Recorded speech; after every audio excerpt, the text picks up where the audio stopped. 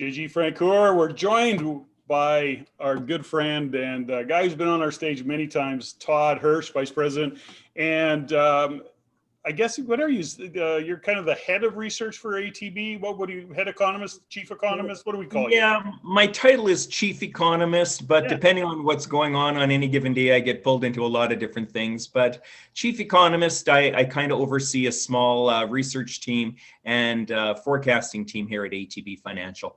Listen, when it comes to ATB and it comes to research, I always think of Todd Hirsch as the boss of the world in that space, because you've always been so great, and we've always loved having you on the stage because of the perspective you bring economically and what it means to us. And so that's a discussion here right now, because you're going to be at our summit, at Real Estate Investment Network Summit on the 13th and 14th. But we're going to get a little bit of an update of what's going on right now, JG and Todd.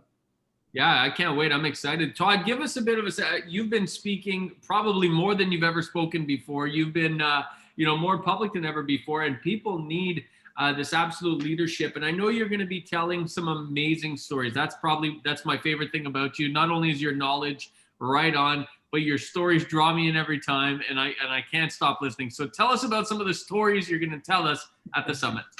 Well, the title of my talk on November 13 is What If It's Easier Than We Think?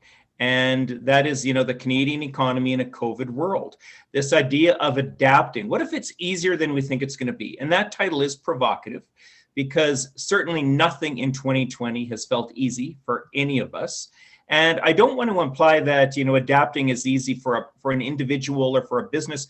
But when we think about our economy overall, what if adapting actually happens more easily than we think it's going to be? What if it's not as difficult? I'm going to be sharing 3 stories. I'm not going to give away too much right now, but I'm going to be sharing 3 stories. A personal story, one about an international situation, and then a story about a specific sector here in Canada that all had to, all around adapting. But the gist of it is that adapting, as long as we are looking forward, it's actually not as difficult as we sometimes fear it's going to be. Todd, I've got a couple of questions. One, I'm going to preface it a little bit later, but it really boils down to, I want to know what your thoughts are on the central bank and what they're doing in terms of mortgages and money and all the things that are happening in that space. So I'm going to go there later, but right now, I want to ask you the question of this is, what have you noticed? What has been a surprise for you? We talked just a little bit offline, before we got on this about, you haven't been in a kind of a suit and a tie since March 4th. We're all kind of doing what we're doing in this virtual space, but economically, have some things shown up for you that you wouldn't have expected in this kind of a global, meltdown or global shutdown or whatever we want to call it? It's been a big deal economically. And has there been surprises in there for you as an economist, seeing all these trends, and what history do you use, et cetera? There have been some surprises, and I guess some, surprises on the upside. We'll keep it a little bit positive. I've actually been really encouraged to see how businesses and how individuals are able to pivot during COVID. It's not to say anyone is happy about this or that businesses are, better off, but in fact, I'm working on a book right now, sort of a sequel to my 2017 book, Spiders in Space, about adapting to unwanted change. This book we're calling Spiders in COVID Space. And what we're doing is we're tracking a lot of these really inspirational stories about businesses, about not-for-profits, about individuals who've had to completely pivot during COVID. And that's what's maybe surprise isn't the right word, because I do know that people are adaptable, but it's impressed me how adaptable, in fact, we can be when we have to be. Now, well, your concept of it's easier than you think is kind of interesting, because, and I can't wait to hear the full story and to dive deep, but as we, when these uncertain times happen, we often put our heads down and get going. And then by the time we get our head up, it's like, oh, wow, we've already, pivoted in a big way. And what's interesting about what you're saying, Todd, is this isn't just one business at a time. These are entire sectors of our economy that are doing this, that have to do this to survive. And this is having an effect not only on Alberta, and I know you were very passionate the last time we spoke about the diversified economy of Alberta and how Alberta had to get more diversified, Have you seen COVID help that, hurt that? Where's that happening for Alberta right now? Well, Alberta, maybe we had a little bit of practice going into COVID because we were having to pivot. Ever since 2014, when oil prices started to plunge, it threw our energy sector into a tailspin. And we've seen pivots in our energy sector. We've seen pivots towards renewable energy, towards clean energy technologies, towards finding different markets or finding different processes to bring down the cost of what we were doing previously. So we were already in the process of pivoting. Now, it's not to say that the last 5 years have been easy for Alberta. They have not. Economically, we've been very challenged. We went into COVID already compromised as an economy. 2020, we were hoping was going to be a better year, maybe a bit of a turnaround year, but then COVID had different ideas, and now we're having to pivot even harder. So I think Alberta can, maybe in some ways be an example or offer some lessons perhaps for the rest of the country. How do you change or how do you adapt when everything you thought you knew about your economy or your business plan is now has now been questioned and turned upside down? I think as business owners, JG and I, as business owners, we talked about how much we've had to pivot in our businesses, the Real Estate Investment Network, Vista Properties, Skate Tech group of companies that I have we've had to really pivot and adjust. But I'm also seeing where the adaptability of individuals and entrepreneurs, that's what makes them entrepreneurs. And that's certainly not always easy.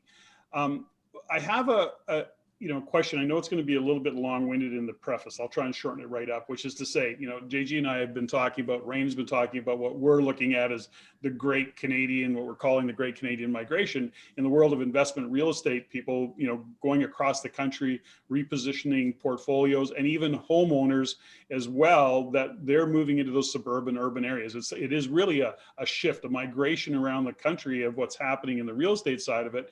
But that's to preface this question, which is, what are you seeing? And a lot of that's based on what availability of capital, mortgages, lending, all the things that are happening.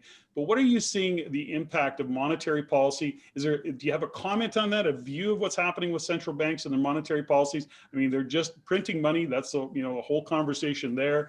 They're lending money. There seems to be a lot of controversy around inflation, deflation. But what do you see the monetary policy? What do you see the impact on, even just, we can even give specific and say housing market or broad or whatever you'd like to do, but what's your thoughts on that, Todd? Well, it's a fascinating picture at the moment. I used to work for the Bank of Canada, so I'm pretty familiar with how carefully they agonize over the wording of every statement that comes out of the Bank of Canada. They really put a lot of thought and nuance into the language.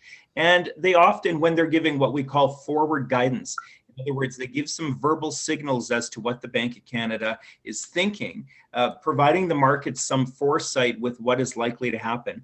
I have never seen the Bank of Canada clear about anything in all of my decades as an economist as right now. In other words, the Bank of Canada is saying interest rates are going to stay low for a very long period of time. They're not even qualifying it really with, unless this happens, because it's pretty clear that for at least the next year or two, hard to imagine any kind of likely scenario where inflation in Canada is going to start to pick up or where the slack in the labor market is going to draw down very quickly.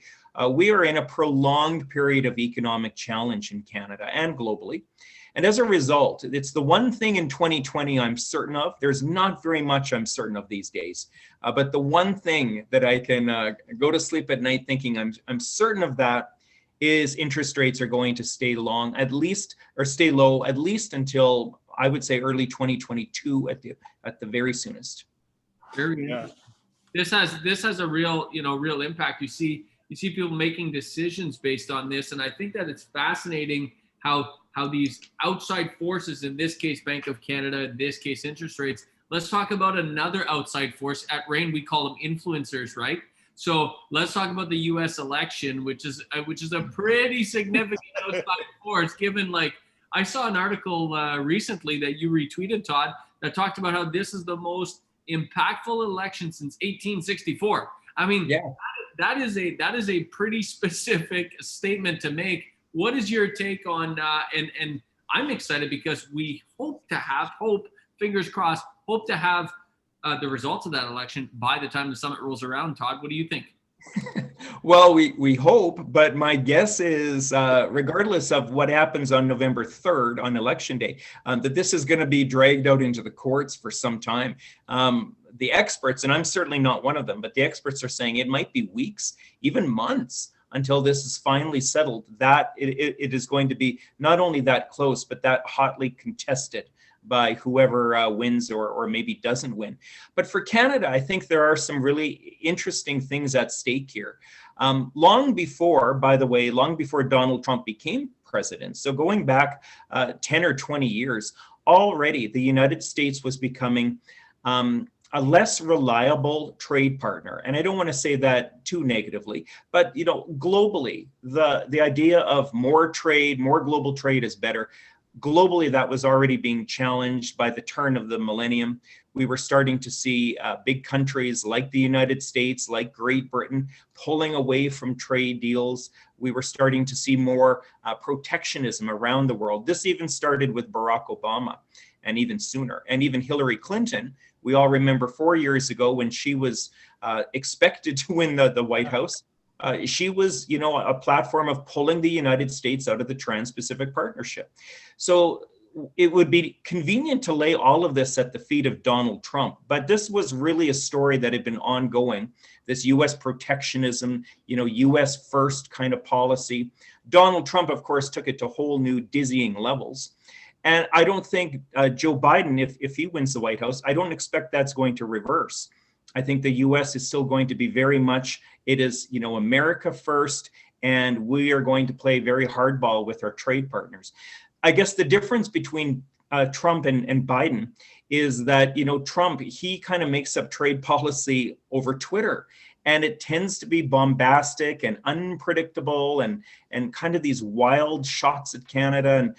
And Mr. Biden, I think, will be much more diplomatic and traditional in that leadership sense, but I don't think he's going to be any easier on Canada when it comes to trade. Excuse me. The one thing that I see that COVID has created is so many contentious type issues. It's the U.S. It's the Democrats and Republicans. It is pandemic, plandemic. It's real. It's fake. It's shut down the economy. Don't shut down the economy. It's been polarizing in so many ways, and I think that one of the things that I get grounded in, as a business owner and as a real estate investor, Todd, is being able to tap into the resources of an economist such as yourself, because your view of the world is so different than the most, that we have to take the emotionality out of these contentious issues.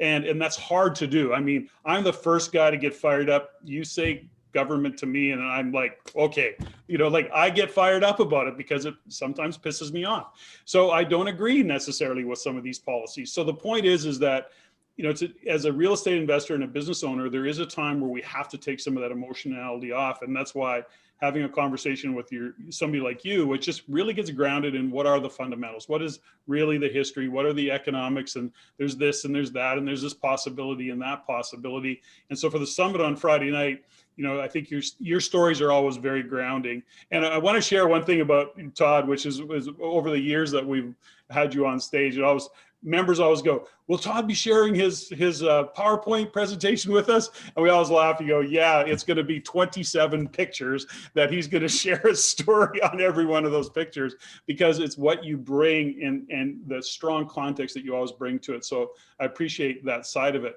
And on the summit, we're also going to be doing some open Q&A and really being able to pick your brain around that.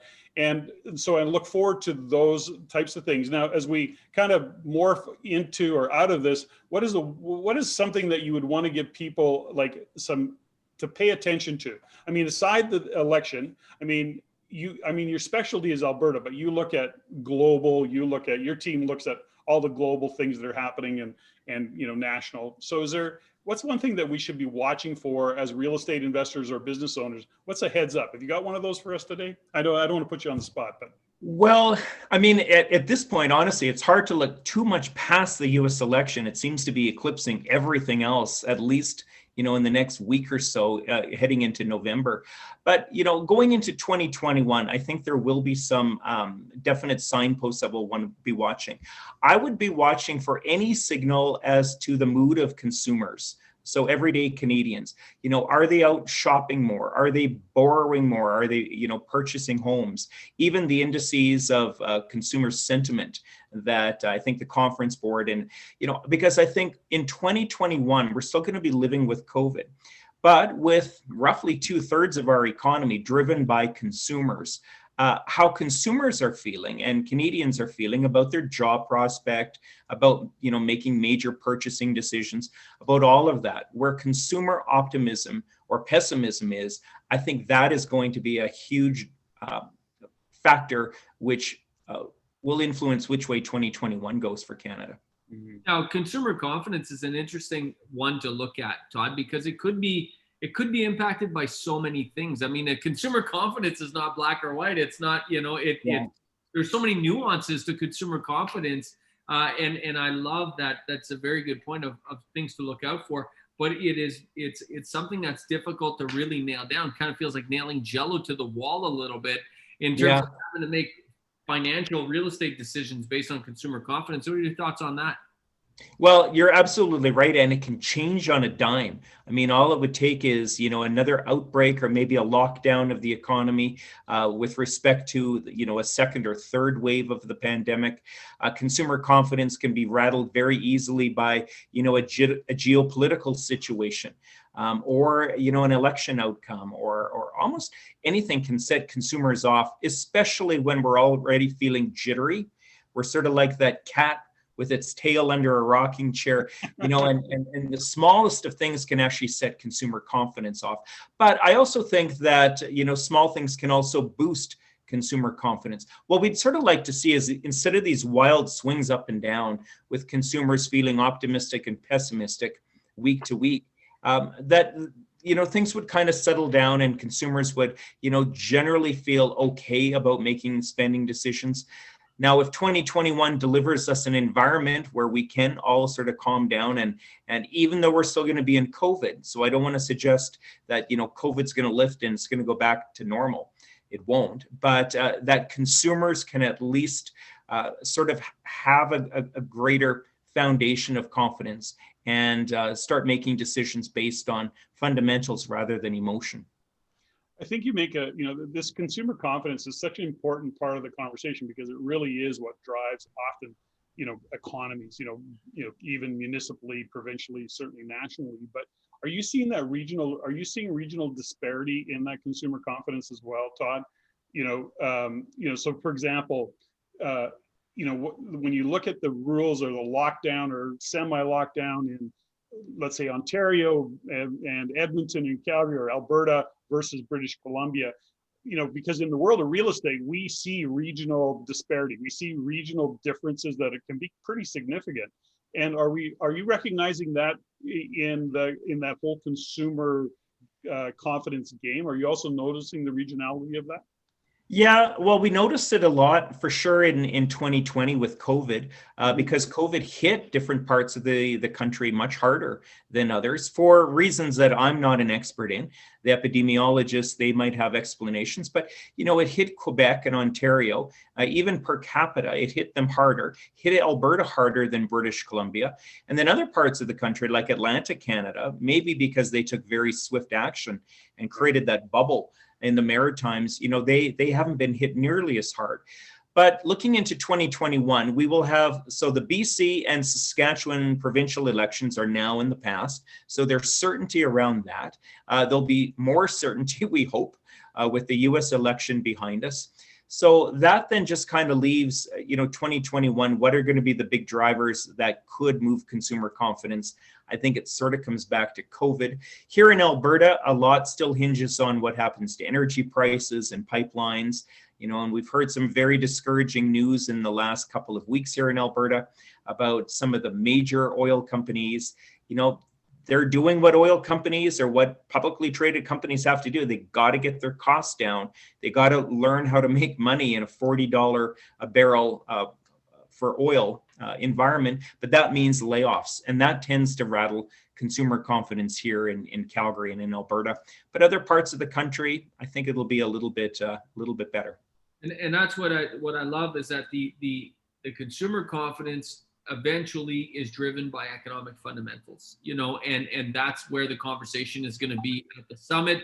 It's going to be all about economic fundamentals. What is driving this market? What is not driving this market? And really, what numbers should you be looking at? Because that's the other thing, Todd, is the numbers are changing. The things, you as an economist, I would imagine, don't let me put words in your mouth, but the numbers that you look at, the numbers that you used to rely on are different probably now than they were 6 months ago, 12 months ago, 6 years ago, given COVID, given all the things that are happening. So the economic fundamentals and where you get your data is also shifting. Absolutely. In fact, in the early days of COVID, going back to March 15, we were all set at ATB Financial. We had worked throughout February, most of February, even January, putting together our spring outlook, which was set to go March 17, if you can believe it. But then the world changed on us. And on March 12th, we crumpled the forecast up in a little ball and threw it in the waste paper basket because everything changed. And then throughout the spring and early summer, we actually resisted releasing a forecast, not because we wanted to be secretive, but because we thought this isn't very helpful if we're going to put something out and already in a week it's outdated.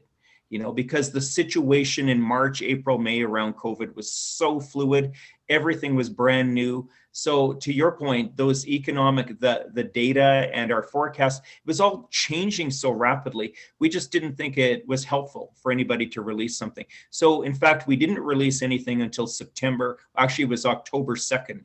We released our latest forecast for just Alberta.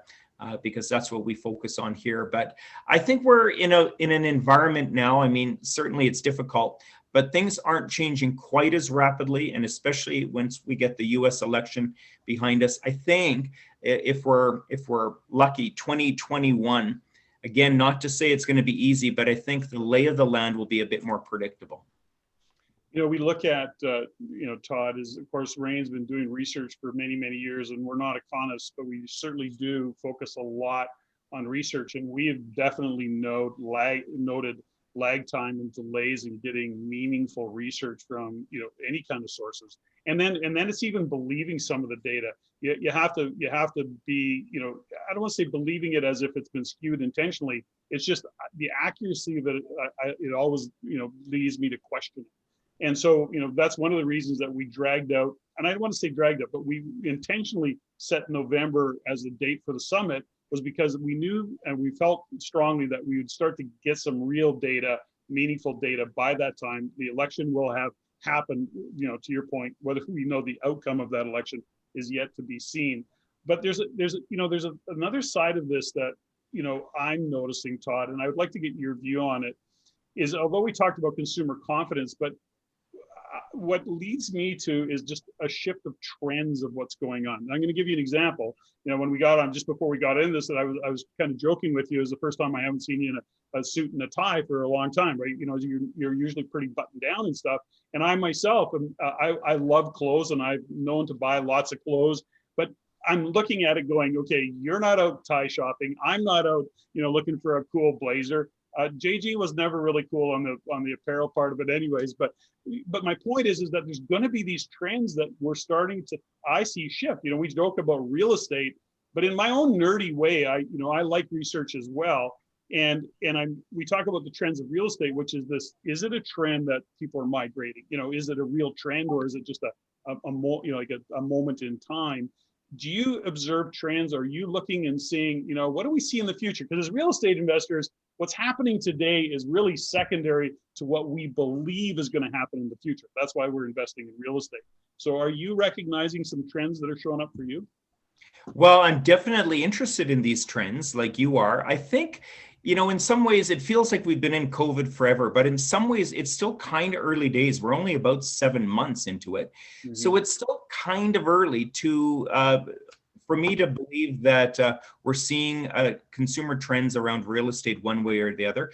But I do think there's a couple possibilities. I think as COVID drags on, and it's still expected to be around for at least another year, I think that will eventually change some trends around preferences in real estate. I think people will be looking for homes or rental accommodations with dedicated office space. That will be something I think more important to them, rather than, well, it's an office / spare bedroom, you know, because it was always that way before. But I don't think that will be okay anymore for a lot of people. The other trend I'm interested to see if it develops is we could start to see a trend away from the inner city core and this concentration, you know, which was the trend sort of for the last 20 or 30 years, that could start to reverse. People living maybe an hour or so outside of a major metropolitan center because they know they don't need to drive an hour into downtown anymore every morning and an hour home. So that could start to reverse a little bit of that consumer preference, maybe away from the concentrated downtowns and more towards the urban adjacent or even rural areas of Canada. Yeah, wonderful. You know, Todd, I want to finish where we started, which is, you know, adapting could be easier than you think, which I find fascinating. Can you sort of finish this off with a little bit more on that? Because I know that you got a great story lined up. I'm excited to hear it. So finish this off with how adapting could be easier than we think, which is, you're absolutely right. It is could be controversial of a topic. I'm excited to hear it. Well, yeah, I'm not going to give away too much of the stories because I want everyone to come back and tune in. But in all three, the moral of the story is this: as long as we are focused on the past and trying desperately to get back to how we used to be, that is what makes adapting impossible, or at least very, very difficult. So once we can emotionally abandon the nostalgia of getting back, you know, here in Alberta, I know a lot of people talk about, we need to get our economy back on track. And, you know, I get the sentiment around that, but that is a really backward looking statement. What instead we need to do is say, we don't know what it looks like, but we're moving forward. We're evolving. We're adapting to a new environment. And once we can do that, then the adapting actually isn't as hard as we think it's going to be. I love that point that you just made there, and you know, the adaptability, you know, and just only because it's kind of an interesting segue. You know, Stephanie and I are doing a breakout on decision making, and I think adaptability is a decision. We have to decide that we are going to adapt and step into that world and make the decision to adapt, as opposed to the decision to make all that's happening wrong and fighting for what's once was, you know, to make that change, to adapt. And I think that's the case for individuals. It's the case for business owners. It's the case for real estate investors. And so I'm really looking forward to hearing what you show up with. Always looking forward to what you're showing up with, and the guidance that you'll give us on the summit on the 13th. Todd, it's going to be a great event, and I know that you're excited about it. And you're going to bring your A game for sure. Well, I am very much looking forward to the 13th, and I've enjoyed this conversation already a lot. Thank you, Todd. I appreciate it. Look forward to seeing you there. Thanks, All Todd. right, gentlemen. Thanks, KG. Thanks for taking your time, Todd. Thank you.